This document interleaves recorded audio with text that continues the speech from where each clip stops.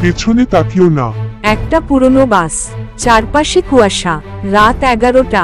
বাসের ভেতরে কেবল একজন ছেলে, রাহুল বসে আছে। পেছনের শেষ সিট খালি।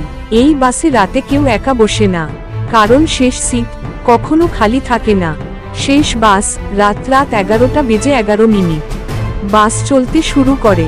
হঠাৎ পেছনের সিট থেকে শব্দ আসে, টপ টপ টপ, পায়ের শব্দ।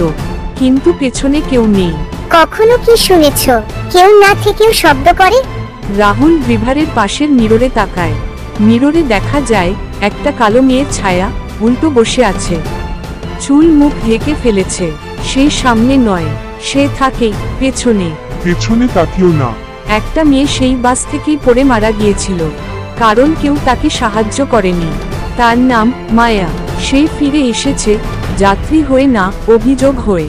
সে মরেনি, সে শুধু অপেক্ষা করছিল। বাস থামে, সবাই নেমে যায়। শেষে কেবল রাহুল। পেছনে একটা ঠান্ডা কণ্ঠ, এই সিটটা আমার। লাইট নিভে যায়। রাহুলও উধাও। শেষ সিটে বসে আছে সে। রাতে যদি বাসে চড়ো, শেষ সিটে তাকিও না। কিছু আসন মানুষের জন্য না, কিছু আসন অপেক্ষা করে আত্মার জন্য।